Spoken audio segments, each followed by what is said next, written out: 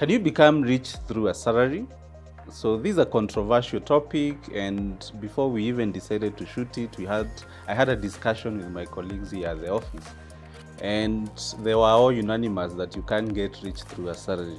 In fact, they put me to a task because they was asking me, Perminus, if I'm sure the reason why you even went to consultancy was because there's more money in consultancy. So today I want to share with you the points that I shared with them and see whether I'll be able to convert you, because I know the majority of us, we still think we can't make it through with a salary. And before I give you my reason on how you can be able to prosper when earning a salary, is that when you're talking about richness, it depends what you consider rich. If you're looking to own a helicopter, or if you're looking to own 3 homes, 1 in Mombasa, Diani, and 2 in Nairobi, chances are then salary may not even be able to make you afford. Even if you are like the late Bob Corrimore, the former CEO of Safaricom, who was earning 10 million shillings, then if there's that kind of richness, then a salary may not be able to help you get to that level. But is it possible for you to make a living from a salary? Is it possible for you to be even financially stable through a salary? I believe it's possible. No matter how much you earn, I believe it's possible. And the reason why I thought about this topic is because way back when I was earning, when I was employed, I remember it used to happen around 15th to 20th. Back then I was still a young man. I would find myself very broke. But the most interesting thing is the office assistant, the lady who used to clean the office, she used to supply us with mandazi, chapatis and all that. So it used to happen every single young man, or the single, I don't know about the young women, I don't know where the young women get money, but every young man, you'd find that we'd always be asking her for credit between 20th and 27th when we are paid. And she never used. What coming to think about it is this person used to earn a quarter, maybe even lower than what I used to earn. And she had a family. I didn't even have a family then, but she was financially stable. And even if she had a side hustle selling the mandazi and chapatis, I don't think it used to bring to her a lot of money. But the key thing was she was financially stable. And can I shock you? By that time, she even had a plot, and they had even constructed a house, whereas I was still paying rent. So that's the inspiration behind this video, that you find some people, they're earning a very low amount of money, but they are okay financially. And yet us, who are earning these big salaries, we are not financially stable. And to some extent, we're also not financially responsible. So in today's video, I would want to share with you the tips that I've been able to learn along the way on how to make it through, no matter how much you are earning. Number 1 advice to you is look at ways you can increase your worth. Why? Because for you to become rich, you need to make more. And how do you make more money? Before you can think about entrepreneurship, is ask yourself, how can I be able to increase my worth?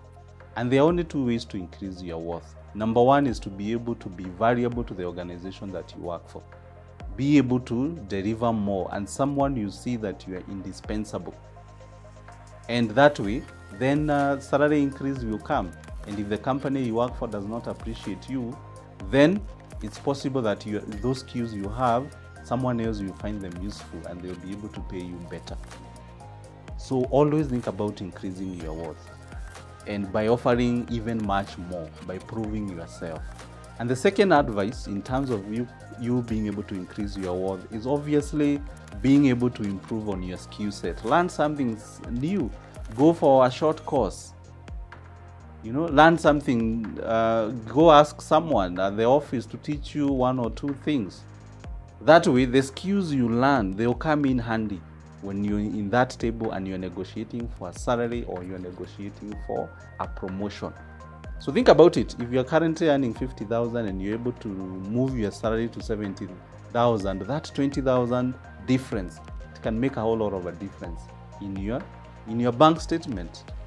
And if you're able to save that, guess what? 20,000 times 12, that's 240,000 a year. You only need another $250,000 and you'll be able to buy a plot somewhere.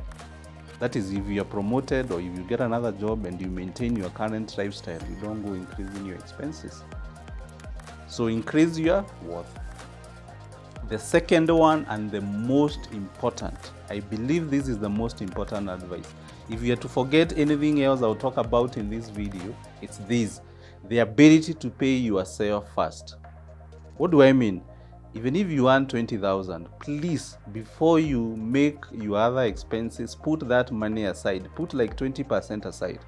So if I earn 20,000, 20% of 20,000 is 4,000 shilling. So what that means is I've been able to pay myself first. Then I can be able to live within the 16,000. Unfortunately, what do the majority of us do? We get paid. Whatever comes to our net account, we spend, and then we start attempting to save what is left.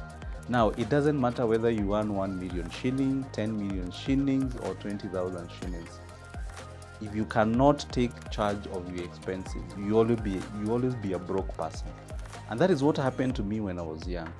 We'd get paid, there's all this excitement of money, you go spend it, dinners, dates, buying stuff, whatever, and by the time you get to 20th, you have nothing to show. So imagine if I had a circle then where before they even pay me, they've deducted that money and it's direct to my circle account, or if I have a direct debit, I have a standing order in the bank and that money is going to a different account, I'll only be left to deal with a certain amount.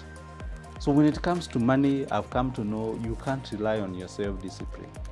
You have to put in system and measures that you'll be able to force you to save.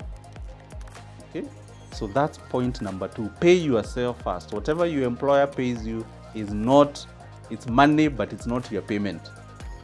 What your payment is what you're able to save from whatever you are paid from. And for me, I think when I realized that has been the greatest lesson for me, and it has helped me make better financial decisions. After you've saved, then don't stop there. Please make proper investments. And what do I mean by proper investment? Investment means it's something that is able to bring you something at the end of whatever period of time. So if it's those circle savings, the 4,000 you've been saving every month, you're able to get dividends. If it's a fixed deposit, you're also able to see the return. If it's stocks, if that's the kind of investment that appeals to you, invest. Don't leave money in the bank. I used to be a bank rack, and I'll tell you, banks will give you 1%, 2%. Now, when you factor in the rate of inflation, what you've done is you've only ended up helping the bank.